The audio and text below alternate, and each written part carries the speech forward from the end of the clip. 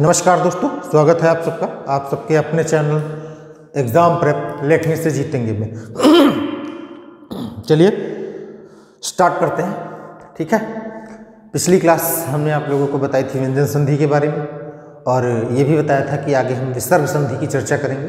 विसर्ग संधि में कुछ नियम हैं, कुछ अपवाद हैं, कुछ चीज़ें हैं जो महत्वपूर्ण रूप से जानने वाली हैं। तो धीरे धीरे आराम से इसको पढ़ेंगे और समझ के पढ़ेंगे, है ना।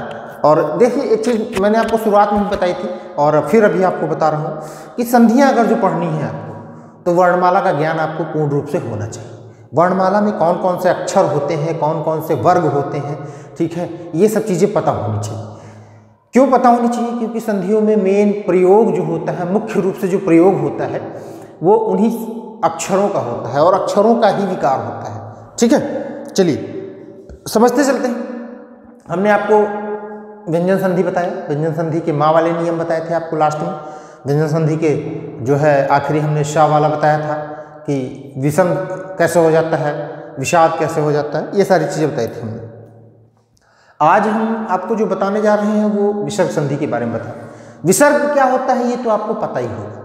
जो किसी भी अक्षर के आगे जो दो बिंदु लग जाते हैं, ये वाले यानी ये वाले, जैसे मह, ठीक है, तो ये क्या हो गया आपका विसर्ग हो जाता है। इतनी बात तो आपको क्लियर होगी ही होगी, है।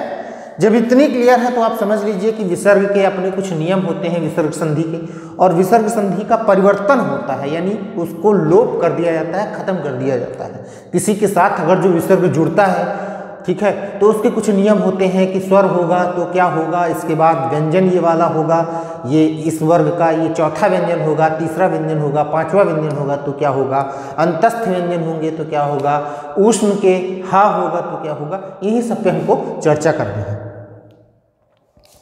इतनी बातें तो क्लियर हो गई हैं आप लोगों को, ठीक है। अब समझ लेते हैं क्या है विसर्ग संधि। देखो, विसर्ग संधि का नियम होता क्या है, विसर्ग संधि की परिभाषा क्या है। परिभाषा क्या कह रही है कि विसर्ग के बाद स्वर या व्यंजन के आने पर जो विकार उत्पन्न हो जाता है वही विसर्ग संधि कहलाता है। जैसे निह धन आहार निराहार, दुह धन आशा दुराशा हो जाता है। ठीक है, यहाँ पे देखो विसर्ग लगा हुआ है और यहाँ पे व्यंजन आया हुआ है, सॉरी स्वर आया हुआ है। यहाँ पर विसर्ग लगा है, यहाँ पर स्वर आया हुआ है। कहा ना, विसर्ग के बाद स्वर या व्यंजन के आने पर। ठीक है, अब इसके कुछ नियम हैं। नियम क्या क्या है आप समझ लेते हैं। विसर्ग संधि के प्रमुख नियम, विसर्ग संधि का ओ हो जाता है। ठीक है, आपने देखा होगा कि तपोबल हो जाता है, मनोयोग हो जाता है, ठीक है, दुरुपयोग हो जाता है, ऐसी चीजें हो जाती हैं। तो क्यों हो जाती है? पयोध हो जाता है, पयोधन हो जाता है, अधोगति हो जाती है। तो अधः का अधो कैसे हो जाता है, इस पे हमको ध्यान देने वाली बात है। इसी में एक चीज और बताएंगे कि समाज का सामाजिक क्यों हो जाता है, विज्ञान का वैज्ञानिक क्यों हो जाता है, ये सारी चीजें हम आपको बताएंगे। ये बहुत महत्वपूर्ण टॉपिक है और बहुत मजा आने वाला है। आप मतलब सोच नहीं सकते हैं कितना मजा आने वाला है। बिल्कुल वास्तविकता आपको मैं बता रहा हूँ, इतना बढ़िया टॉपिक है, इतनी अच्छी अच्छी चीजें हैं इसके अंतर्गत। आप अगर तो सोचेंगे तो आपको लगेगा कि अंग्रेजी के पीछे तो हम बेकार में भाग रहे थे, हम दूसरी भाषाओं के पीछे बेकार में भाग रहे थे। किसी भी भाषा से मेरा कोई जो है व्यक्तिगत रार नहीं है, उससे मेरी किसी भी भाषा से कोई व्यक्तिगत शत्रुता नहीं है मेरी, ठीक है। लेकिन मैं आपको बता रहा हूं कि हिंदी कितनी अच्छी भाषा है। हिंदी में आप समझिए क्या क्या होता है, वो सारी चीजें होती हैं जो आप सोच नहीं सकते हैं, ठीक है। अब विसर्ग संधि में क्या करा, विसर्ग का ओ हो जाता, विसर्ग से पहले आ और बाद में अ अथवा, प्रत्येक वर्ग का तीसरा चौथा पांचवा वर्ण, प्रत्येक वर्ग। अब देखिए, हमने बताया ना वर्णमाला का ज्ञान होना आवश्यक क्यों है, क्योंकि अब आपको पता होना चाहिए प्रत्येक वर्ग कौन से, का चा टा ता पा, का वर्ग का कौन सा, तीसरा चौथा और पांचवा, यानी का खा छोड़ के ग घ अंगा, ठीक है। अथवा या रा ला वा हो तो विसर्ग का ओ हो जाता है। क्लियर है यहाँ तक बातें? किसी भी तरीके की किसी को कोई दिक्कत नहीं होनी चाहिए। अच्छा, एक चीज यहाँ पे छूटी हुई है, ठीक है, और वो ये है हा, ठीक है, हो तो, यारा लावा हा हो तो विसर्ग का ओ हो जाता है। यानी यारा लावा आपके क्या है, अंतस्थ व्यंजन है, ठीक है। और ह आपका क्या है, शाखा शाह ऊष्म व्यंजन आता है। यहाँ तक बातें क्लियर हो गई होंगी। आप समझिए कैसे कैसे होता है। अब देखो विसर्ग के पहले आ, अब मन में ख्याल आया विसर्ग के पहले आ कहाँ है, यहाँ पे तो ना लिखा हुआ है गुरुजी, है। तो हमने आपको बताया था कोई भी व्यंजन अगर खाली रहता है तो वो ऐसे लिखा जाता है, और अगर आ के साथ रहता है तो वो ऐसे लिखा जाता है। अब इसमें अगर विसर्ग लगाएंगे तो न हो जाएगा, ठीक है। बस यही समझ लीजिए कि हर व्यंजन में ये न लिखा हुआ है, न में आ है और इसके साथ अह लगा हुआ है, अनुस्वार जिसको कहते हैं, ठीक है। सॉरी, अनुस्वार नहीं, विसर्ग कहते हैं इसको। यानी मनः धन अनुकूल बराबर मनो अनुकूल। अब नियम कैसे पालन हो रहा है देख लो। मनः हमने बताया विसर्ग के पहले आ, ना में आ होता है, ये सबको पता होना चाहिए, है ना। और विसर्ग के बाद भी आ आया, ठीक है। तो कहा गया है कि विसर्ग का क्या हो जाएगा, ओ हो जाएगा। यानी अब ना के साथ क्या लग जाएगा, ओ लग जाएगा, तो मनो अनुकूल हो जाएगा। तपह धन भूमि, ठीक है। तो ये देखो क्या है, वर्ग का तीसरा चौथा होगा। अब देखो प फ ब भ, चौथा आया वर्ण, चौथा वर्ण है नहीं है भ, तो ये देखो चौथा वर्ण है, प वर्ग का चौथा वर्ण भा है, ठीक है। और किसके साथ मेल हो रहा है, विसर्ग के साथ हो रहा है, तो यहाँ पर क्या हो जाएगा, ओ हो जाएगा, ठीक। सेम ऐसे ही मनः धन योग, या क्या है आपका अंतस्थ व्यंजन है, ठीक है। तो क्या हो जाएगा, मनोयोग हो जाएगा। वयः वृद्ध, तो या और व, ठीक है, यारा ला व भी है तो वयोवृद्ध हो जाएगा। मनः धन रथ, अंतस्थ का रा आया हुआ है तो मनोरथ हो जाएगा। थोड़ा सा कठिन लग रहा होगा, और कठिन सिर्फ इसलिए लग रहा होगा कि आप उसे ध्यान से देख नहीं रहे होंगे। ध्यान से आप पढ़िए उस चीज को कि वो कह क्या रहा है। भाई देखो हमने आपको बताया है इन सब चीजों में, वर्णमाला का अपना बहुत बड़ा योगदान है संधियों में। यदि वर्णमाला आपको नहीं पता है, आपको अंतस्थ व्यंजन नहीं पता है, आपको ऊष्म व्यंजन नहीं पता है, आपको वर्ग नहीं पता है, वर्ग के तीसरे चौथे पांचवें पहले दूसरे वर्ण नहीं पता है, तो आपके लिए थोड़ी सी कठिनाई होगी। जिनको वर्णमाला पता है, जिनको वर्णमाला के दूसरे तीसरे वर्ण पता है, चौथे वर्ण पता है, पांचवें वर्ण पता है, उनके लिए कोई कठिनाई नहीं होगी। तो भाई साहब, मित्रों और मित्राणियों, आप लोगों से मेरा करबद्ध निवेदन है कि आप अगर जो संधियों की क्लास हमारी देख रहे हैं तो उसके पूर्व में जाके वर्णमाला के वीडियोस जरूर देखें, क्योंकि वर्णमाला के वीडियो देखेंगे तभी आपका भला हो पाएगा संधियों में, ठीक है। अब देखो तपह धन बल क्या हो जाता है, तपोबल हो जाता है। क्यों हो जाए तपोबल, हमने आपको बताया प फ ब कौन सा, तीसरा, और यहाँ पे कह रहा है प्रत्येक वर्ग का तीसरा, ये देखो तीसरा चौथा और पांचवा, किसका, प्रत्येक वर्ग का। वर्ग कौन से हैं, काचा टाटा प, अथवा यारा लावा कौन से हैं, अंतस्थ व्यंजन है। अच्छा, इसको अगर जो हम और कठिन बनाना चाहते हैं आपके लिए, सरल तो हमने बना दिया, और कठिन बनाना चाहते तो हम ये कह सकते थे विसर्ग से पहले आ और विसर्ग के बाद आ के अथवा, ठीक है, आ अथवा प्रत्येक वर्ग का तीसरा चौथा और अंतस्थ व्यंजन, आप समझ लो अंतस्थ बोल देते, और ऊष्म का हा, ठीक है, ऊष्म व्यंजन का या कह देते शाखा साहा, ये ऊष्म व्यंजन का चौथा वर्ण। अब दिमाग में ख्याल आता है कि ये ऊष्म व्यंजन कौन से होते हैं, और ये तभी आएगा जब वर्णमाला आपने नहीं पढ़ी होगी, ठीक है। तो इसलिए वर्णमाला का ज्ञान बहुत होना आवश्यक है, अति आवश्यक है। यानी क्या हो जाता है, ओ हो रहा है। देखो पा है, बा है, ठीक है, कौन सा वर्ण है, पाफा ब तीसरा है, ठीक है, विसर्ग के बाद तीसरा वर्ण, विसर्ग से पहले आ, ठीक है, आ होना लाजमी है, ठीक है। इसके अपवाद भी हैं, अपवाद आपको बताएंगे, अपवाद बहुत जरूरी है। अपवाद जानना इसलिए जरूरी है क्योंकि अपवाद से ही क्वेश्चन अधिकतर पूछे जाते हैं, प्रश्नवाचक प्रश्न जो है वहां से पूछे जाते हैं, ठीक है। पयः धन धन, देखो पयः धन धन, धन धन का मतलब पयः प्लस धन की बात कर रहे हैं, तो ये पयः है और ये क्या है, धा है, तो कौन सा वर्ण है, त थ द धा, चौथा वर्ण है धा, तो किसमें बदलेगा, ओ में बदल जाएगा। बस इतना याद रखना है आपको कि वर्ग कौन कौन से हैं, 5 वर्ग होते हैं, क च ट त प, क वर्ग होता है, च वर्ग होता है, ट वर्ग होता है, ठीक है, और ट वर्ग होता है, ता वर्ग होता है और प वर्ग होता है। क छ ट त प, ठीक है, ट त प। अध धन गति, अधोगति हो जाएगा। क्यों? क्योंकि ये वर्ग का वर्ग का तीसरा वर्ण है और यहाँ पे अध है, विसर्ग है, विसर्ग से पहले ये है। पयः धन दा, ये बहुत इंपॉर्टेंट है। पयोद, पयोद बहुत पूछा जाता है आपसे। पयोद और मनोहर दोनों बहुत बार पूछे जाते हैं ये, ठीक है, तो ये इंपॉर्टेंट है, इन पर याद रखिएगा। मनः धन हर क्या हो जाएगा? मनोहर हो जाएगा।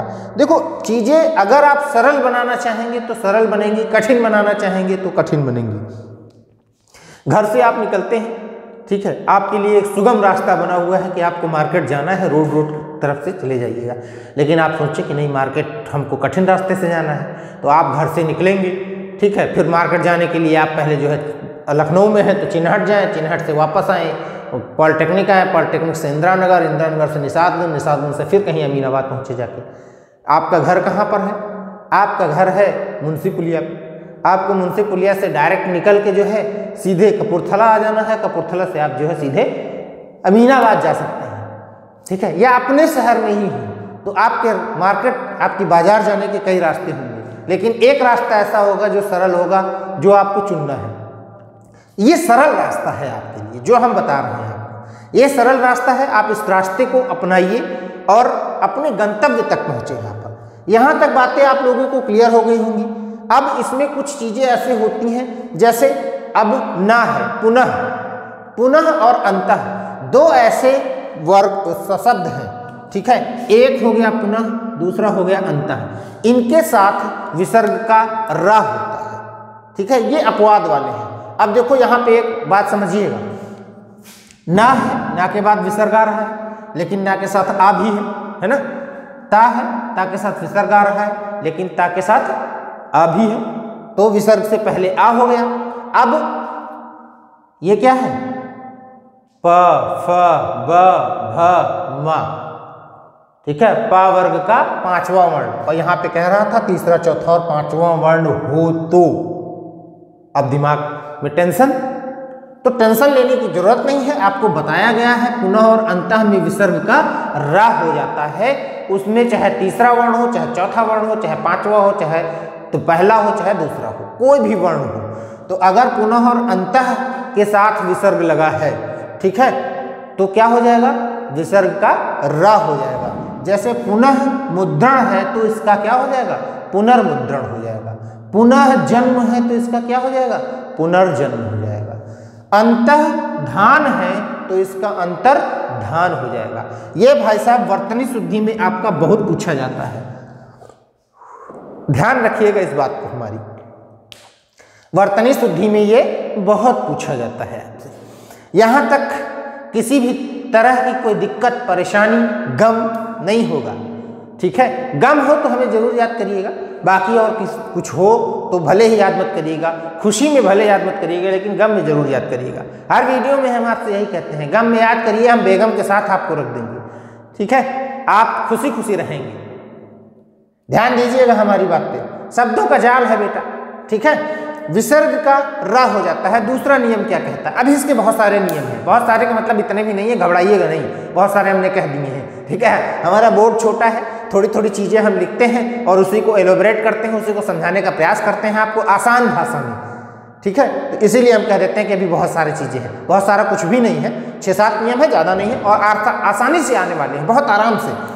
लिखा हुआ विसर्ग का रा हो जाता है। आपका गुरु जी ऊपर तो बताया थे विसर्ग का रा हो जाता है, तो भाई साहब उसमें पुनः और अंतः जैसे शब्द भी जुड़े हुए थे, इन दोनों शब्दों की बात हो रही थी। यहाँ पर कुछ भी हो सकता है।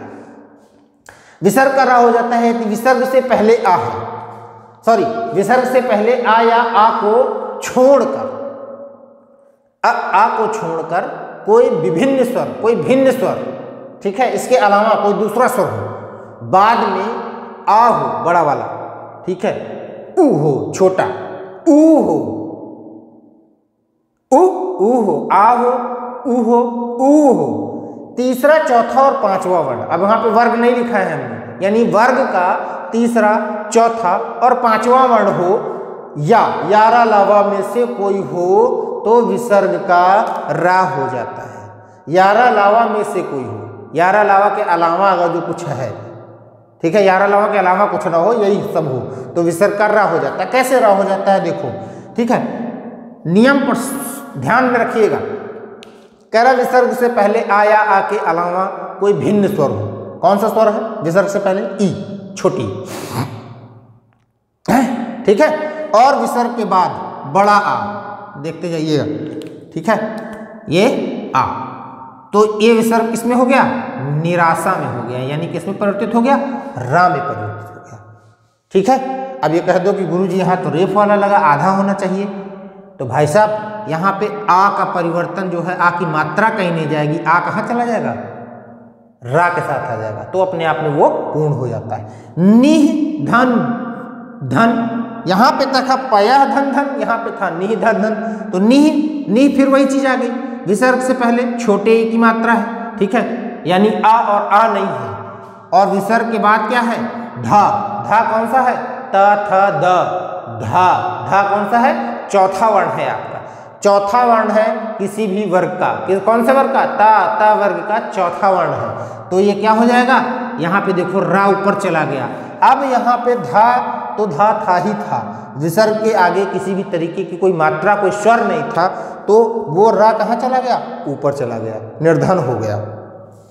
इसी तरीके से आपका निह धन बल निर्बल हो जाएगा, निह धन जन निर्जन हो जाएगा, दुह धन बल दुर्बल हो जाएगा, दुह धन जन दुर्जन हो जाएगा, निह धन धारण, इंपॉर्टेंट है ये आपके लिए, क्या हो जाएगा? निर्धारण हो जाएगा। दुह धन उपयोग दुरुपयोग हो जाएगा, दुह धन ऊह दुरूह हो जाएगा, बहि धन मुख बहिर्मुख हो जाएगा। अब यहाँ पे देखो हमने व लिख दिया, तो इसको हम सही कर देते हैं, ब कर दिया हमने। निह धन अर्थक निरर्थक हो जाएगा, कहते नहीं है कि निरर्थक प्रयास है आपका, तो निरर्थक जो आपसे कहे तो उससे कह देना कि भाई साहब जरा एक बार निरर्थक का संधि विच्छेद कर दीजिए आप, और उसे समझा दीजिए, आप इलोबरेट कर दीजिए हमें कैसे हुआ है, ठीक है। तो भाषा एक ऐसी चीज है जिसे आप सीख लेंगे तो आपका ज्ञान सातवें आसमान पर पहुंच जाएगा और आप लोगों से प्रश्न करने लगेंगे। लेकिन ऐसे भी प्रश्न मत करिएगा कि किसी ज्ञानी आदमी के सामने प्रश्न करने लगेंगे तो वो 4 प्रश्न आपके सामने और रख देगा, ठीक है।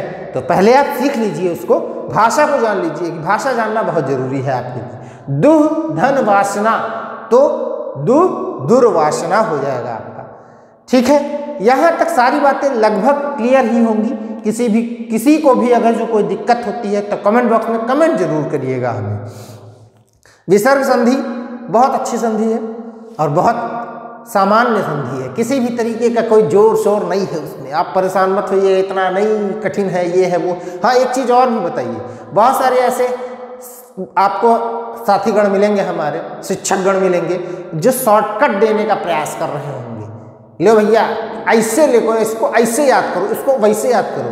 तो भाई साहब जो चीज़ जितनी जल्दी आती है उतनी जल्दी जाती है, ठीक है। यानी जितना सरल आपको लगेगा, ठीक कि ये वाली भाषा आपको ज़्यादा कठिन लग रही होगी, वो सरल लग रही होगी, तो आप जितना सरल सीखने का प्रयास करेंगे उतना ज़्यादा जो है आपको जल्दी भूलने का प्रयास होगा। यानी शॉर्टकट पे कभी विश्वास मत करिएगा, क्योंकि सफलता का कोई भी शॉर्टकट नहीं होता है। सक्सेस के लिए मेहनत बहुत ज़रूरी है, और मेहनत आपको ऐसी जो मूल लेवल पर, ठीक है। आपको जब तक मूल नहीं आएगा तब तक आप शॉर्टकट नहीं पहुंच पाएंगे। शॉर्टकट कहाँ से निकला है? शॉर्टकट भाई साहब यहीं से निकला, इन्हीं के बीच से निकला है शॉर्टकट। हम आपको चीज़ें बता दें, ये देख लो, ये देख लो, ये देख लो। हर क्वेश्चन में एक नया नियम, हर क्वेश्चन में एक नया नियम, हर प्रश्न में एक नया नियम। तो इसलिए शॉर्टकट के भरोसे कतई मत रहिएगा किसके भरोसे? जो आप अच्छा देख रहे हो, जो आपको मिल रहा हो, जो आपको खूब लंबा चौड़ा दिखाई दे रहा हो, वो आपके लिए लंबा जरूर होगा लेकिन दूरगामी होगा, ठीक है। तो अगले वीडियो में हम आपसे फिर मुलाकात करेंगे। आपका अपना चैनल है एग्जाम प्रेप, लेखनी से जीतेंगे। प्यार दुलार स्नेह दिखाते रहिएगा, लाइक शेयर सब्सक्राइब करते रहिएगा, और ये चैनल दिखा के और लोगों को भी आप बताइएगा कि देखिए गुरुजी कितना अच्छा बता रहे हैं, सर हमारे कितना बढ़िया बता रहे हैं आप। धन्यवाद, मिलते हैं अगले वीडियो में।